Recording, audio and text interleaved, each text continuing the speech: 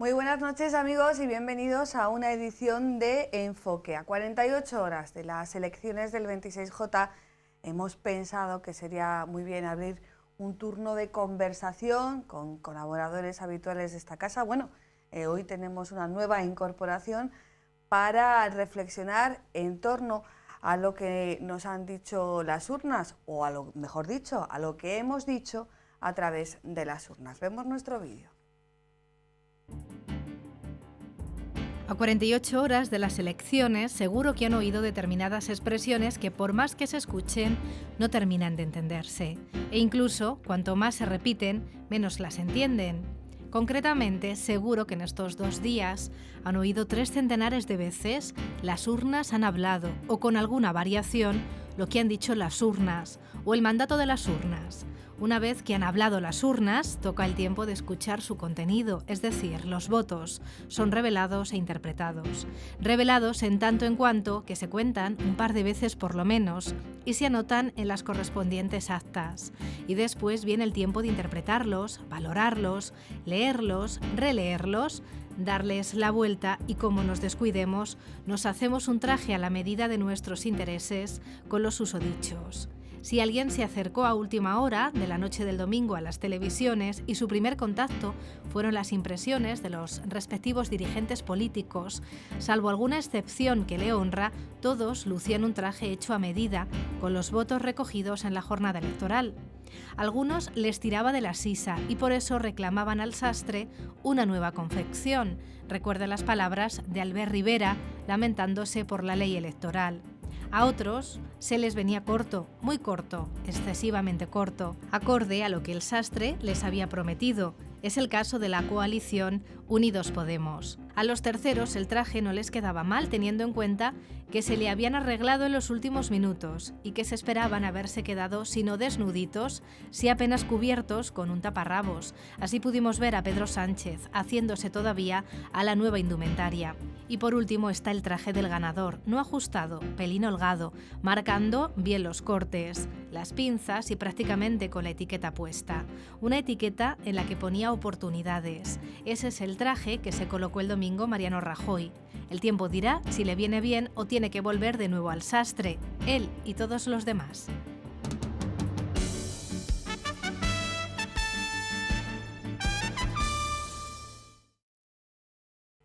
Pues hemos visto nuestro vídeo y pasamos en primer lugar a presentar a nuestros colaboradores. Don José David Sánchez Beato, muchísimas gracias por estar aquí, buenas noches. Pues a vosotros. Él es asesor jurídico de FERE y también de la Escuela Concertada de Escuelas Católicas aquí en Toledo. Ya estuvo con nosotros en esta temporada y hoy hablamos de educación porque la política también se mama en la educación. Algo tiene que ver, ¿verdad? Sí, efectivamente. Ya nos gustaría que hubiera buena educación también en la política, ¿verdad? Desde ese momento, sí, desde que uno ejerce un derecho, también un deber, que vaya fomentando esa cultura y esa educación, efectivamente. Don Joaquín Sánchez Garrido, abogado, exalcalde de Toledo, político en la reserva, no lo sé. Buenas noches. No, señora, yo llevo desde el enero de 2004 fuera de la política. O sea que ciudadano. Soy un ciudadano de a pie. Que no ciudadanos. No, soy un ciudadano de a pie con mucho gusto. Y nuestro nuevo fichaje, por decirlo así entre comillas, Julio Comendador, miembro del Grupo Polis, también ha tenido alguna incursión en la política municipal en las pasadas elecciones. Muchísimas gracias por estar aquí, buenas noches. A vosotros, Ana, muchas gracias. Le daba Joaquín Sánchez Garrido un consejo antes de comenzar este espacio, de seguir dedicándose a la política. Bueno, hablaba Joaquín que los jóvenes no tienen que tener miedo a la política y esa fue mi intención y en eso sigo. Yo que siempre me gusta desde el punto de vista, ahora que lo llaman politólogos, pero bueno, primero como aficionado y segundo también como persona reflexiva, que yo creo que hay que hacer mucha reflexión de la política para luego llevarla a la práctica. Bueno, pues se lo agradece el consejo, Joaquín. Sí. Pues bueno, más que consejo es un comentario, yo creo que no necesita de mi consejo, pero yo efectivamente pienso que en la política pues debe de haber una combinación de gente joven, con capacidades y de gente con una cierta experiencia y eso es lo que hace que sea positivo para un país. Bueno, vamos a hablar de los resultados electorales 48 horas después. Parece que hemos tenido un poquito de tiempo para pensarlo. 137 diputados el Partido Popular, 85 el PSOE, 71 la coalición Unidos Podemos y 32 Ciudadanos. Así, a primera vista, unos resultados que se han descabalado por completo de las encuestas, más aún de los sondeos que se conocían nada más cerrar los colegios, a pie de urnas, pero ¿qué nos dicen, José David? Bien, pues yo creo que aún así, después de estas pocas horas transcurridas, sería una reflexión todavía un poco en caliente. Hay que hacer pues una reflexión profunda, porque casi todos los que tienen responsabilidades políticas hablan de las posibilidades aritméticas y las variables del arco parlamentario, y estas cosas que luego solo se pueden entender en clave de diálogo. Tiene que abrirse un periodo, como bien se apuntaba aquí, de reflexión, de diálogo intenso, también fecundo, al que no hemos asistido por el momento, y ver precisamente que aquello que a grandes rasgos, con trazo muy grueso, se puede resumir como que la gente tiene derecho a tener ciertas certezas, valga la redundancia, pues se aquilate en una capacidad de gobernar a partir del pacto, a partir del acuerdo y sirviendo a los intereses generales, como no puede ser de otra manera. ¿Cómo lo ves? Pues yo los resultados electorales los contemplo en primer lugar desde el respeto. Es decir, que bueno, los ciudadanos hemos elegido libremente cada uno lo que ha creído oportuno. Además es una decisión individual, no colectiva, por lo tanto cada uno pues asume su responsabilidad. Y luego pues a partir de ahí pues una pequeña reflexión en donde dice, bueno, lo que me interesa en estos momentos, después de unas elecciones fallidas y después de una situación no solamente en España, sino en el mundo, en Europa y en unas economías globalizadas, pues no cabe duda que lo que nos interesa es que nosotros no podemos dar un paso atrás. Entonces, lo lógico y lo normal es que los dirigentes de los partidos políticos pues tengan esa capacidad de diálogo y de confianza entre unos y otros como para que no nos defrauden más a los ciudadanos. ¿Contemplas unas terceras elecciones? ¿Contempláis, Julio, unas terceras elecciones? Pues mira, justo era la reflexión que iba a hacer, que la diferencia comparando con lo que vivimos el 20 de diciembre es que en estas horas que han pasado después de las elecciones no oigo apenas ninguna reflexión que esté hablando ya de terceras elecciones, y el 20 de diciembre no parábamos de tener la mosca atrás de la oreja de que se avecinaban unas segundas elecciones. Yo creo que es algo más cualitativo que cuantitativo, porque si nos ponemos desde el punto de vista de contar escaños, pues hacen falta una mayoría, como Dios manda, para hacer gobierno de 176 escaños, y dejando a un lado PP-PSOE, esa suma que nos dará tiempo a hablar ahora después, ni el PP con partidos políticos afines, ni el PSOE con partidos políticos afines dan lugar a esa suma de 176 escaños. Entonces, aunque es verdad que en el ambiente hay un cierto entusiasmo de que parece que no va a haber unas terceras elecciones, va a hacer falta, como estamos hablando, mucho diálogo y mucho ceder y poner en blanco sobre negro lo que tiene que ser un gobierno.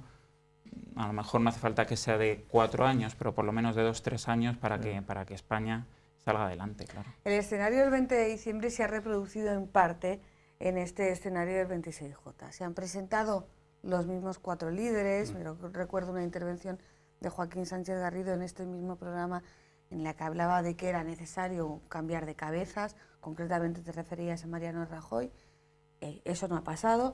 Sí que es verdad que la coalición Izquierda Unida Podemos, que se ha transmuteado en Unidos Podemos, no ha dado los resultados que se esperaban o que las encuestas decían, pero también el PP ha subido 15 escaños, es un aporte importante. ¿En qué clave pensáis que ha votado el ciudadano? ¿Ha votado a valor seguro? ¿Ha votado influenciado, no lo sé, por algún mensaje populista? ¿Ha votado influenciado también por esos partidos, Podemos, Ciudadanos, que ya están gobernando?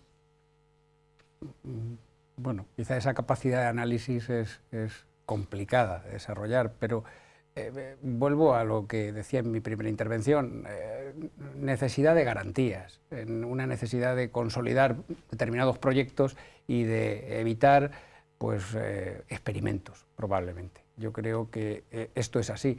hay reflexiones que apuntan al voto útil, al voto del miedo, y a mí, francamente, hay una variable de todo esto que se me escapa, me es inasequible, que es, aun con esas apelaciones que pocos discuten, esto se compadece muy mal con una abstención que raya el 30%. Al final, esta es una cuestión que sí que merece un examen muy detenido, porque precisamente no se convoca con unas elecciones a arrebato, no se dice, o al menos no se conciencia a la gente de lo mucho que se está jugando en estas segundas elecciones, que era un hecho inédito en nuestro sistema parlamentario, en nuestra democracia, y ni por esas se ha logrado mover a aquellos que son los que parecen los mismos que se abstuvieron ya en los anteriores comicios.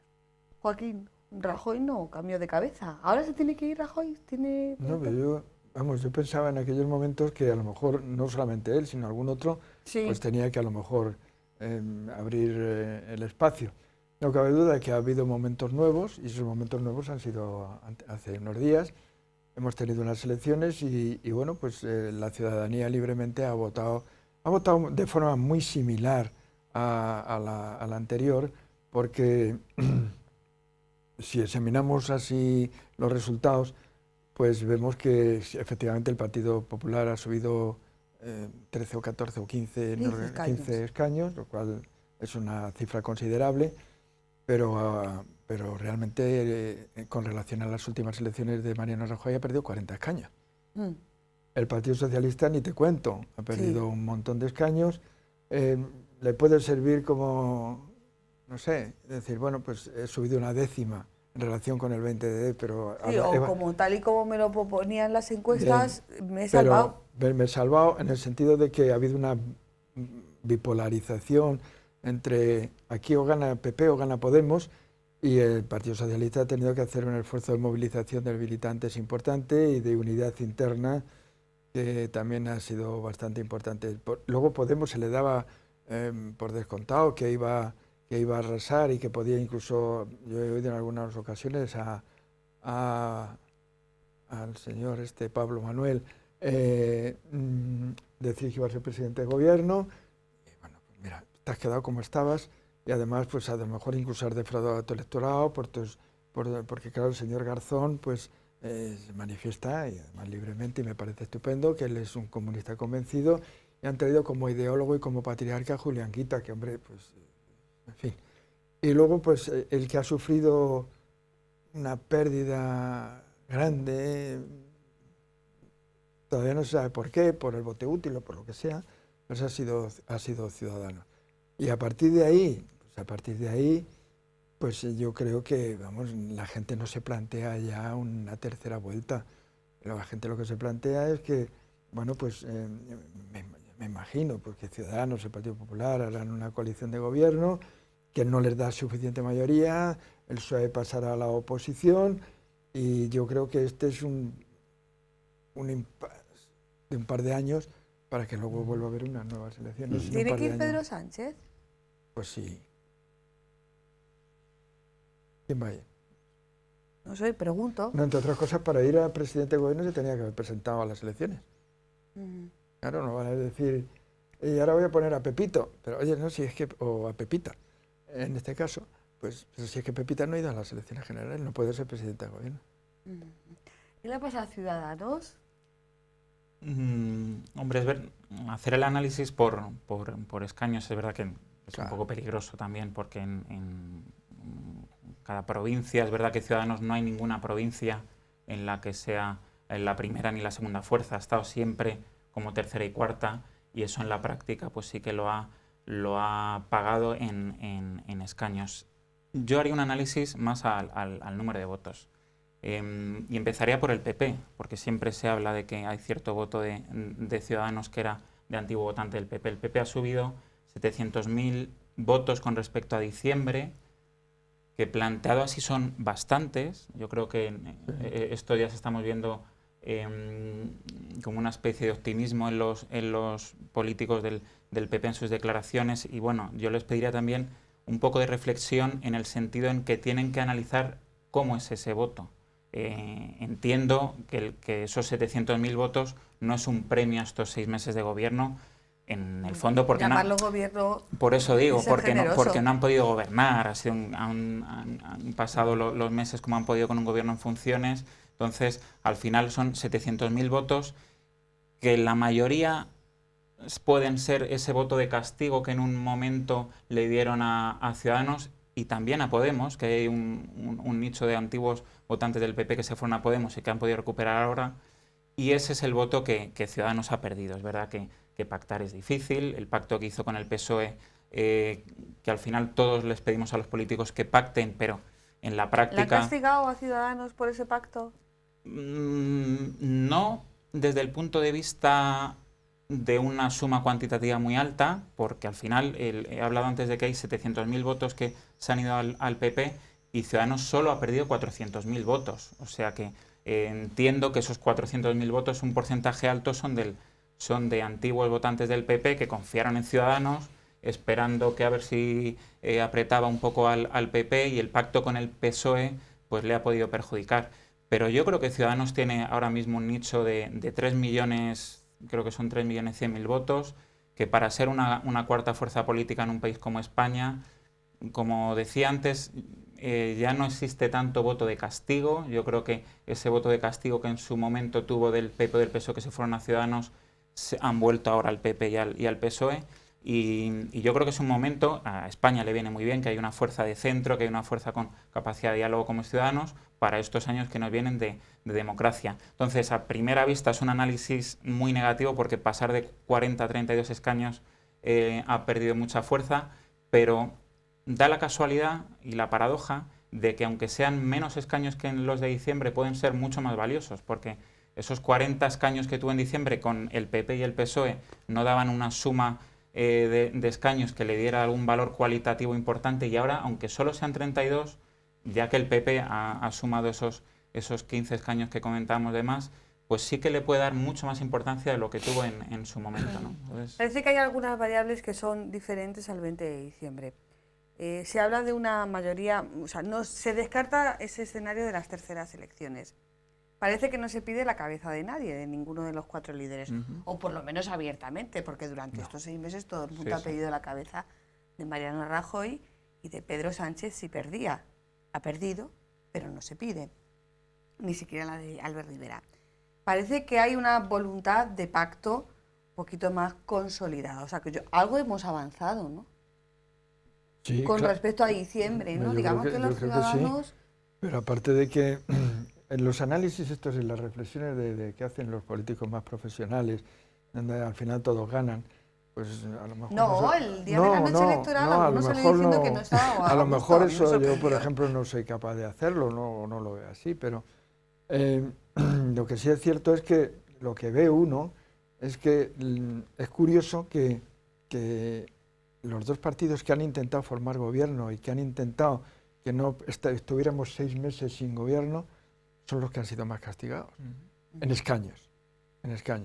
Entonces, Ciudadanos y PSOE hicieron un esfuerzo muy grande, llegaron a un acuerdo, no pudieron cerrar el acuerdo y han sido los más castigados. Porque al final, bueno, Podemos también lo ha sido, pero al final en escaños se ha quedado en 71, sí, que me parece que es lo que tenía, una cosa así. Sí, ¿no? Estaba igual. Entonces eso tampoco es entendible. En la actualidad, bueno, pues las circunstancias han cambiado y efectivamente, pues en estos momentos ya nadie, con esos resultados que se han dado, pues ya nadie pide la cabeza de nadie. Lo que ya está pidiendo es que se forme un gobierno, si puede ser antes de irnos de vacaciones, mejor, y que funcionen como.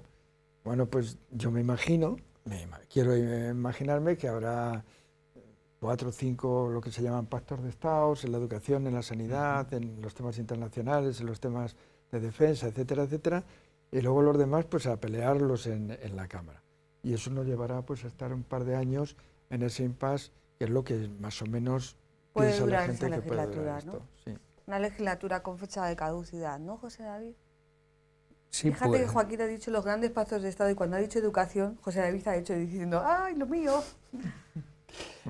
Pues ojalá, no solo hay que suscribir ese tipo de pactos, sino que hay que, en mi modesta opinión, hay que liderarlos. Y entonces el liderazgo en materias tan importantes, tan sensibles, no admiten intrusiones de modelos desconocidos o de maximalismos que a lo mejor no se ponían sobre la mesa en anteriores elecciones, pero laten, y cada uno pues plantea su visión concreta, y aquí hay que tratar de homologar las visiones tan dispares que se ponen de manifiesto. Sí. Y hay cuestiones más bien experimentales en determinadas comunidades autónomas que no pueden ser el trasunto de lo que es una política nacional en temas tan importantes como es, en concreto, la educación, también la sanidad, la defensa, el interés general, la soberanía.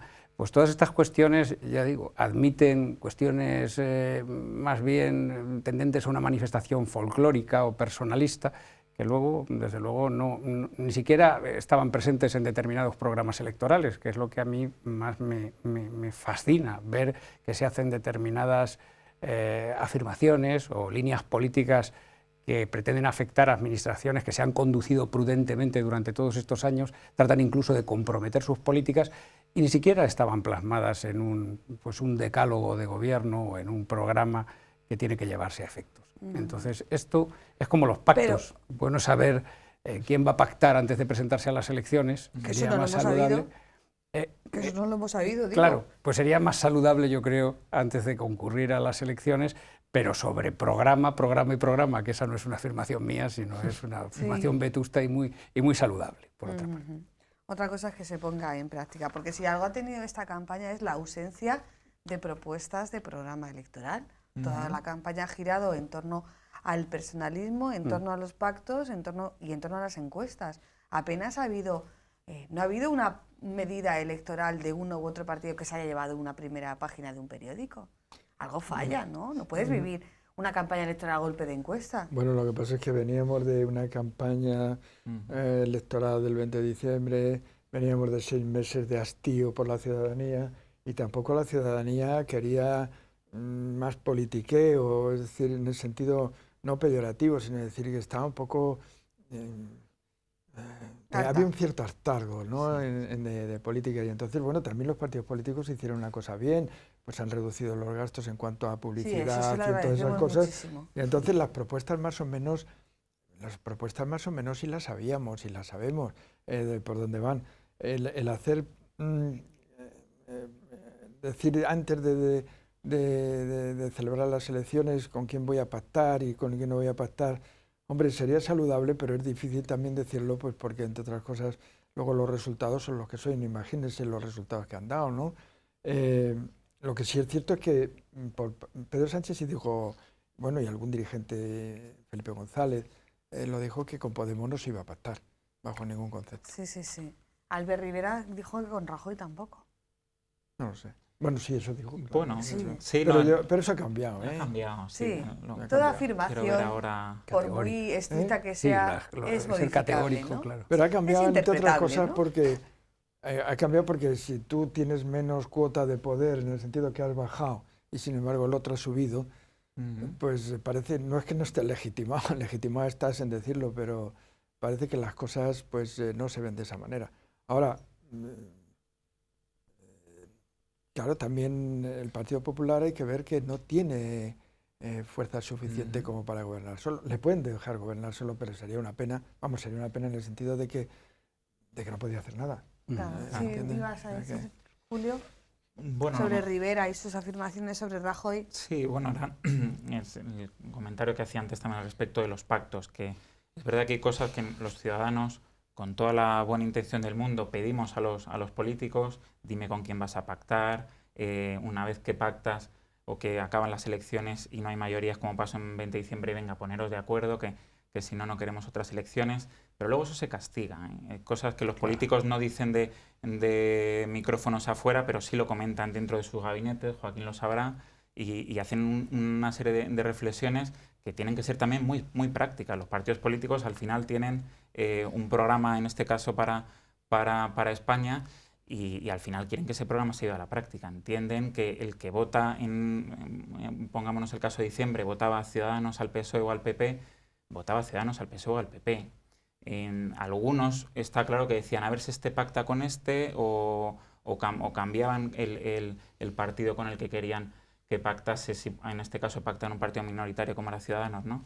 Pues eso es muy difícil, es políticamente incorrecto, pero en campaña se dicen muchas cosas y luego la práctica, y como bien dice Joaquín, ahora Ciudadanos, aunque comentaba anteriormente que a pesar de ser 32 escaños tienen cierto poder, bueno, tienen que saber dónde está su sitio. Comparar los 32 escaños de Ciudadanos con los del PP, pues tendrán que sentarse en una mesa, el PP tendrá que decidir qué tipo de gobierno quiere. Parece que igual que hizo en diciembre, la primera llamada la ha hecho al PSOE, que en mi opinión creo que es un error, porque el PSOE de primeras le va a decir que no a Rajoy, y aunque he empezado el programa muy optimista diciendo que no va a haber terceras elecciones, bueno, yo creo que vamos a vivir unas semanas todavía de cierto desplante entre los líderes políticos, pero porque está de alguna manera en el guión. Ellos se deben a sus votantes, pero que entiendo que tiene que imperar el sentido común porque los resultados son otros que los de diciembre y veremos gobierno. Bueno, no va a haber pacto PP-PSOE. Vamos a ver, yo creo que aquí en este país nos tenemos que ir acostumbrando a que las mayorías absolutas, incluso estamos viendo incluso en los municipios, son muy difíciles de conseguir. Es decir, que la cultura de pactos es una cosa que no ha entrado todavía en nuestra cabeza por el bipartidismo, pero la cultura de los pactos es muy antigua. Mira, por ejemplo, en Inglaterra, en los años 50, pues había un ministro conservador que se llamaba Butler y otro laborista que se llamaba Hayskill, pues llegaron a políticas activas de gobierno muy importantes. En Francia, en aquella época, los gaullistas, los democristianos y los socialistas pactaron. En Alemania, en los años 54, 50 donde todavía los socialdemócratas estaban anclados en el marxismo, pactaron con Konrad Adenauer. Y con políticas activas igual de públicas, me refiero. Y luego, pues en Estados Unidos, un republicano como Eisenhower, pues fue el primero que hizo estas autovías, autopistas interestatales. Es decir, que porque lo pactaron con los demócratas. Y entonces aquí, pues hay que olvidarse de ciertas cosas y pactar y llegar a acuerdos. Hombre, dentro de cada uno defenderá los intereses, pero el arte de ceder y el arte de pactar. Y eso también es lo que define a un buen político. Porque claro, que tiene mayoría absoluta y arrasas, que luego trae las consecuencias de que te puedes ensorbecer y crearte que ya eres el dueño de la finca y no eres el dueño de la finca. Y luego te pegan. Y luego es difícil pactar. Pero ahora tenemos claro que tienen que pactar. Y ceder, pues claro que sí. Pero si lo hace todo el mundo, ¿por qué no lo vamos a hacer aquí nosotros igual? Sí, pero esa no es la sensación que te dan, ya no cuando hablan los dirigentes políticos, sino incluso cuando hablas con los militantes de base. Yo estos días he hablado con militantes de base del PSOE y del PP y su argumento es común, lo que pasa que la diferencia es desde el punto de vista en el que están. Un militante de base del PP te dice, con el PSOE nunca, y un militante de base del PSOE te dice, con el PP nunca.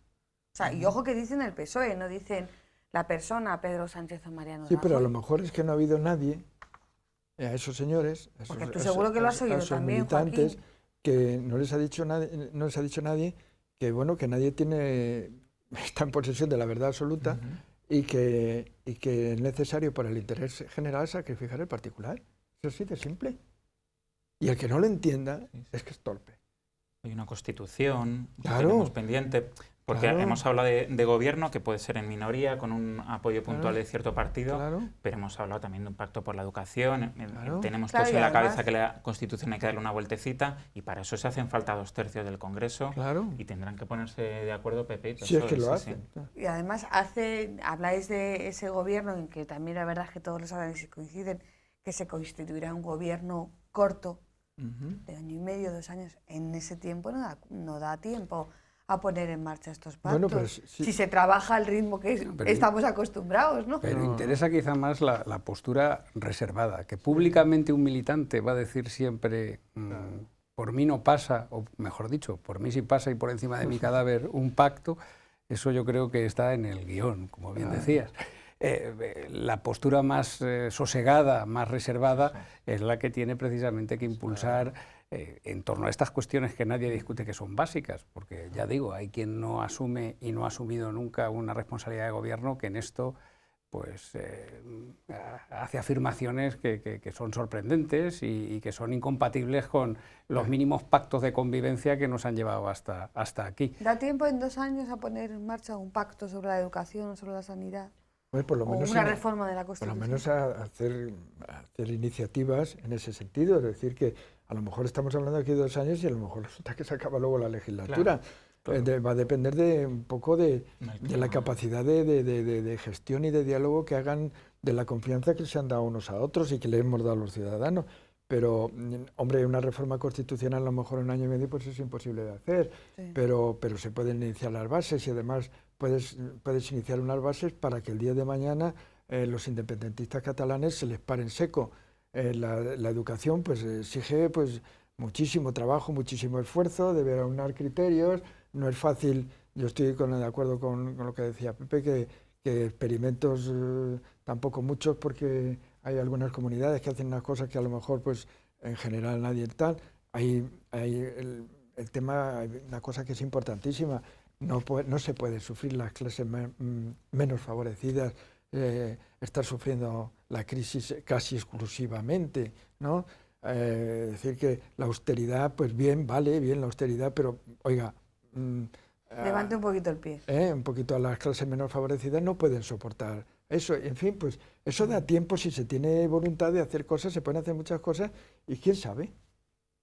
Os veo muy optimistas, cosa que me agrada, y no es por la cercanía de las vacaciones, ¿verdad? El pesimismo es para tiempos mejores, claro, que dicen, claro, y entonces no tenemos tiempo.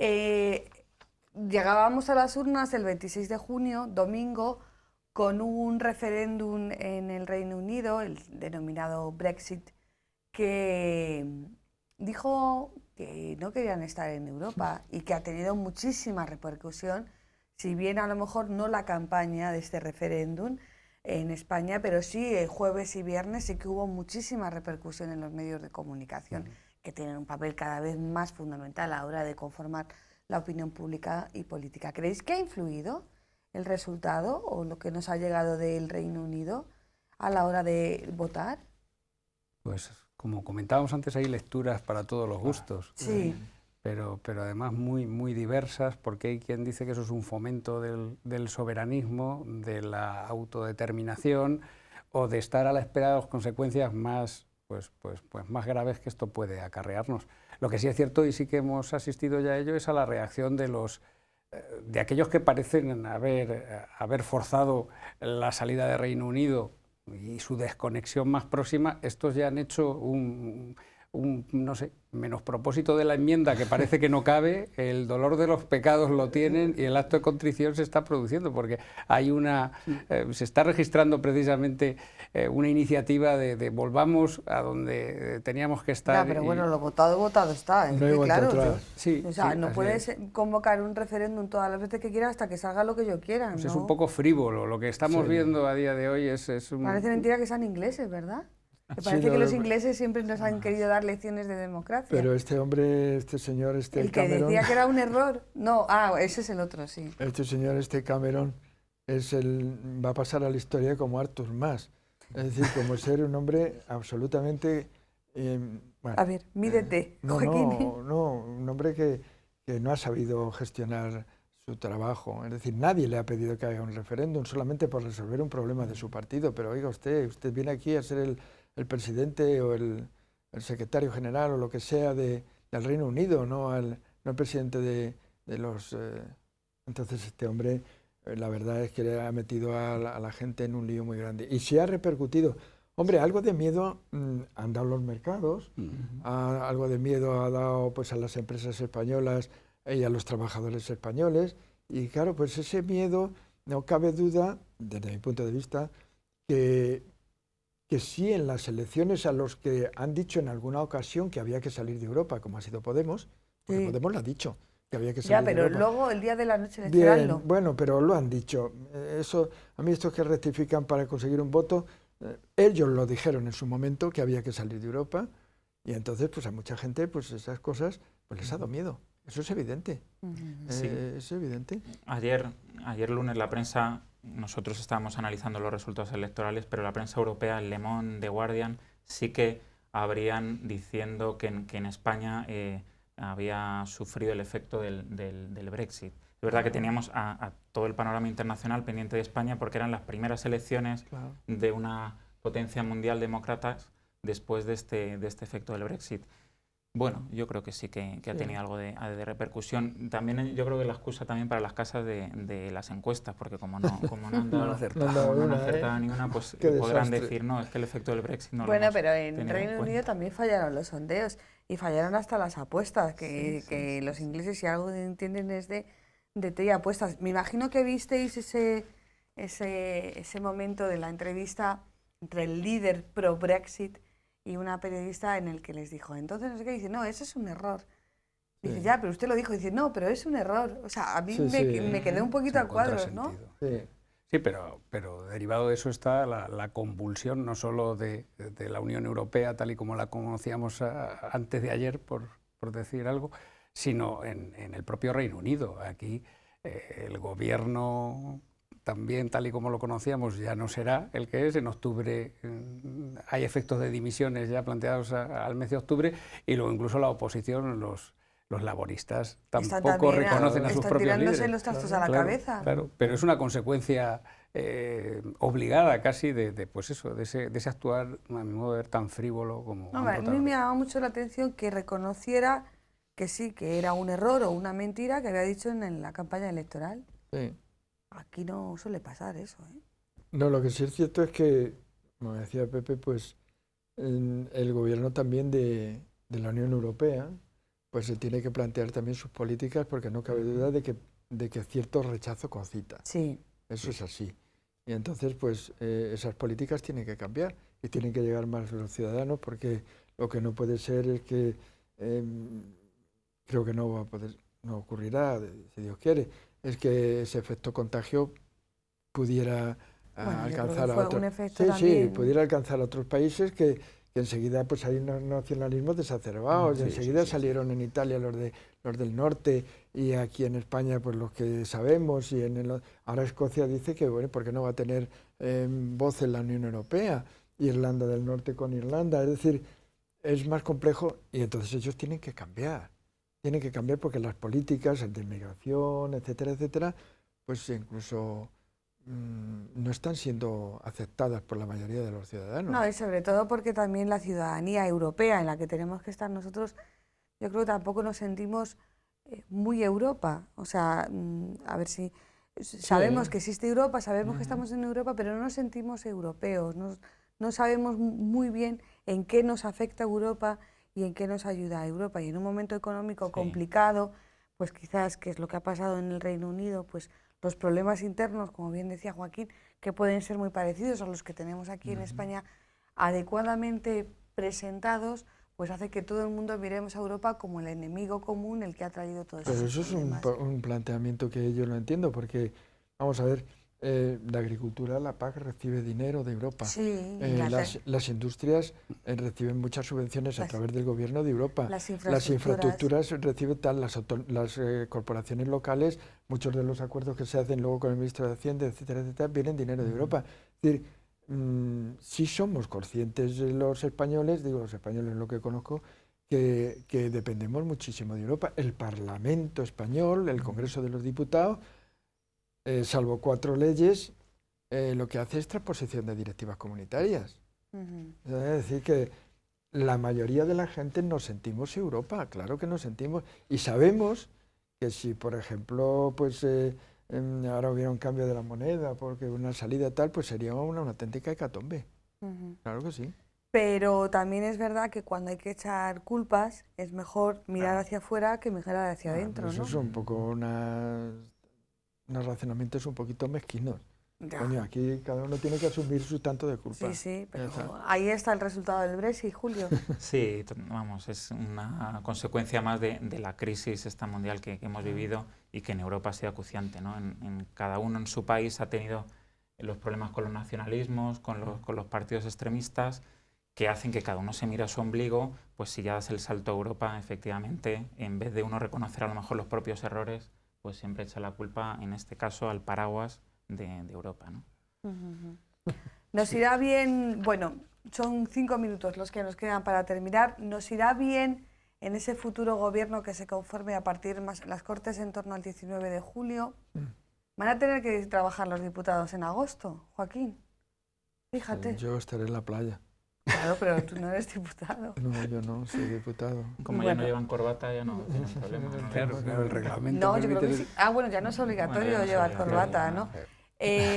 Se puede conformar el gobierno en torno, bueno, pues a lo mejor para la primera semana de agosto, Sí. o hacer un paréntesis de negociaciones e incorporarnos en septiembre con un nuevo gobierno. ¿Lo veis en ese calendario mejor?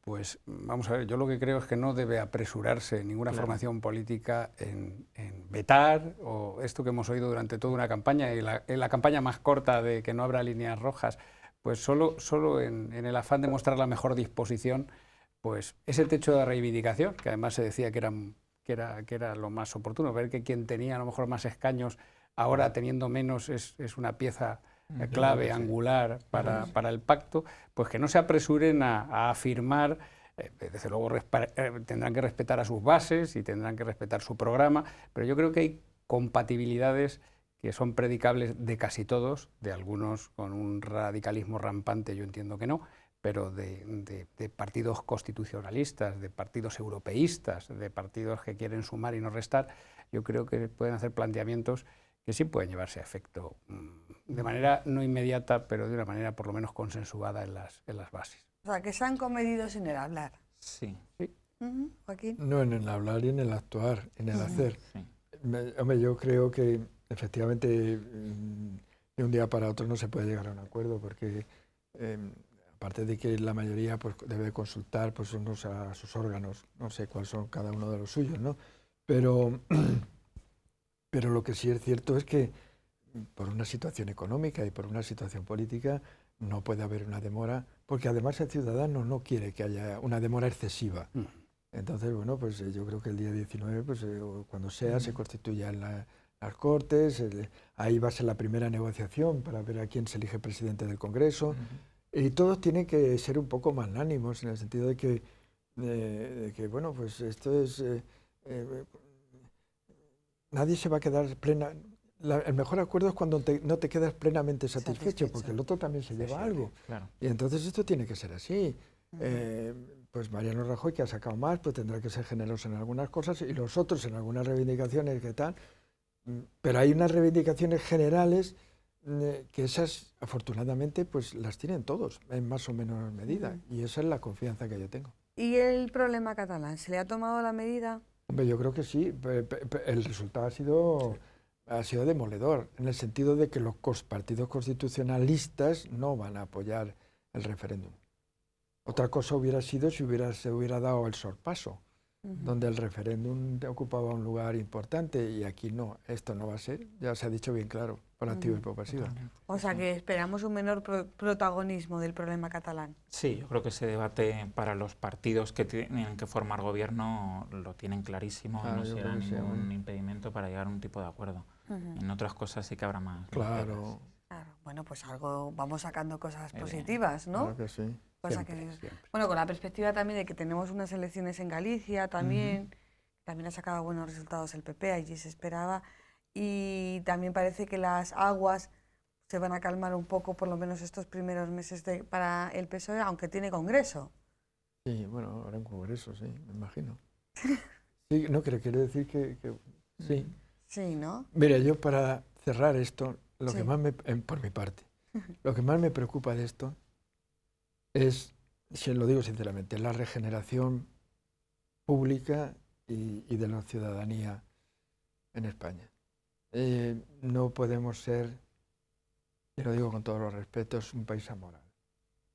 Es decir, el que la corrupción campe por sus anchas en todos los estamentos y en la vida pública y privada, eso no puede ser. Eso es lo que estará en la mesa de negociación. No ¿creéis? creo. Yo que sé lo que va a haber allí, pero eso es lo que yo pienso. Como persona de a pie e incluso con un mínimo de principios. ¿Estará la corrupción en la mesa de negociación? Sí, bueno, de esta última legislatura es verdad que se dice muchas veces que el PP ha tenido muchos problemas de corrupción. Dejó abierta una ley de transparencia que hace que al político de a pie se le persiga de alguna manera. Entonces pues hay que seguir por ahí, hay que ver qué administraciones del Estado son eficientes y no, porque en las que no son eficientes a lo mejor es porque esconden algún tipo de corrupción, y por ahí hay que tirar. Yo imagino que si vamos todos con buena voluntad y entendemos que la corrupción también es un problema a la vez de confianza de los ciudadanos, pues tiene que estar en la mesa de negociación seguro ese tema. Sí, sí. José David, cerramos. Yo entiendo que es una exigencia irrenunciable. El que alguien sepa que un actuar amoral, como dice Joaquín, tiene una consecuencia inevitable por el bien de todos, debe ser algo que tenga un techo de reivindicación absoluto. Es decir, que no quepa ningún tipo de interpretación. Que en castizo se dice que quien la hace la ha de pagar, por supuesto que sí. Bueno, pues con este mensaje nos vamos a quedar. Cerramos también el tiempo de Enfoque, esta temporada de Enfoque que comenzó en septiembre-octubre del 2015. Nosotros nos organizamos por curso escolar, que no digo yo que eventualmente ante alguna circunstancia pues pueda haber algún programa especial. Muchísimas gracias a los tres por estar aquí. A vosotros. Iba a decir yo que no sé si cuando volvamos en septiembre-octubre tendremos gobierno, parece que sí, ¿no? Sí. ¿Te ha convencido Joaquín? ¿Pepe también? Yo diría que sí. ¿Y Julio también? Sí. Bueno, pues aquí queda todo grabado y todo dicho. Así que, bueno, felices vacaciones a los tres. Muchísimas gracias por haber venido hasta nuestra casa, y a todos ustedes pues les deseamos también un tiempo de descanso feliz en compañía de su familia, y les esperamos cuando vuelva a Enfoque en la próxima temporada. Buenas noches.